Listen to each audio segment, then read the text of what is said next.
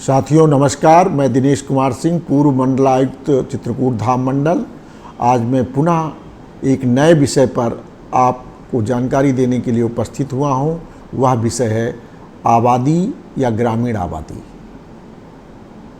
उत्तर प्रदेश राजस्व संहिता 2006 की धारा 4(1) के अंतर्गत आबादी को परिभाषित किया गया है और इस नियम के अंतर्गत आबादी या ग्रामीण आबादी का तात्पर्य किसी ग्राम के ऐसे क्षेत्र से है जिसका उपयोग उत्तर प्रदेश राजस्व संहिता 2006 के प्रारंभ होने के दिनांक को उसके निवासियों के आवास के प्रयोजन के लिए या उसके सहायक प्रयोजन जैसे सहन, हरे वृक्ष, कुआं आदि के लिए किया जा रहा हो, या ऐसी भूमि जिसे ऐसे प्रयोजन के लिए आरक्षित किया गया हो या किया जाए, तो ऐसी भूमि को आबादी भूमि माना गया है। आपने देखा होगा ग्रामीण क्षेत्र में एक गांव के अंदर बहुत सारे लोग आवास बनाकर रहते हैं और ऐसी भूमि को, और उसमें उनका सहन भी होता है, पेड़ भी लगाते हैं, कुआं भी होता है, ऐसी भूमि को आबादी की भूमि माना गया है। लेकिन शहरों में आबादी की भूमि के कागज लोगों के पास होते हैं।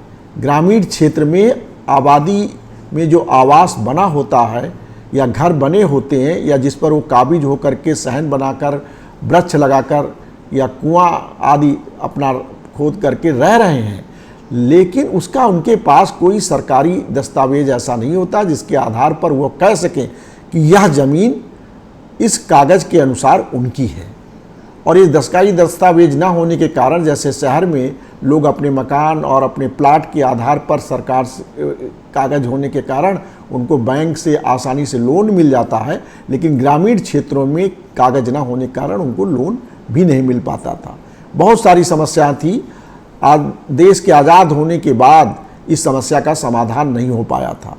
माननीय प्रधानमंत्री नरेंद्र मोदी जी ने इस ओर ध्यान दिया और पीएम स्वामित्व योजना का शुभारंभ किया। 24 अप्रैल 2020 को पायलट प्रोजेक्ट के रूप में राष्ट्रीय पंचायत दिवस पर इसकी शुरुआत की। फिर 24 अप्रैल 2021 को पूरे राष्ट्र में इस योजना को लागू किया।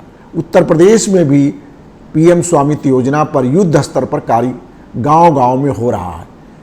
इसमें ड्रोन तकनीक का इस्तेमाल किया गया है। गूगल मैपिंग के बाद ड्रोन से पूरा गांव का नक्शा लिया गया कि कहाँ पर कौन काबिज है, कहाँ पेड़ है, कहाँ कुआं है, कहाँ घर है, कहाँ तालाब है।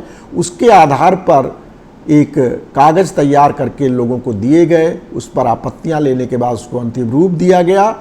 और जैसे गांव में कृषि भूमि की खतौनी होती है, उसी तरह आबादी भूमि की घरौनी तैयार की गई है और उसका एक यूनिक आईडी नंबर है, 13 अंकों का वो नंबर है। ये घरौनी ग्रामीण आवासीय अभिलेख है। घर का एक तरह से सरकारी दस्तावेज है। जैसे खेती की ज़मीन का सरकारी दस्तावेज खतौनी है, उसी प्रकार आबादी के अंदर घर की ज़मीन का सरकारी दस्तावेज घरौनी उत्तर प्रदेश में बन गया। उत्तर प्रदेश में 1,10,365 गाँवों को इस कार्य के लिए प्रकाशित किया गया, जिसमें 58,49,806 लोगों को घरौनी के कागज़ उपलब्ध करा दिए गए। अब जिनको पास ये कागज़ हैं उनमें आत्मविश्वास भी बढ़ा, उनमें ये भाव भी पैदा हुआ है कि उनके पास इस ज़मीन के कागज़ हैं, ये उनके मालिक हैं। अब कोई अगर विवाद आपस में होता है तो न्यायालयों को भी उन विवादों को हल करने में इन दस्तावेजों के आधार पर आसानी हो सकेगी तथा घर के स्वामी को बैंकों से लोन लेने में भी आसानी हो सकेगी और विवादों में कमी आएगी। तो मैं आज आपके बीच में आबादी और पीएम स्वामित्व योजना, जिसके अंतर्गत आपको घरौनी घर घर की दी जा रही गाँव में, उसके बारे में आपको चर्चा की। कोई और जानकारी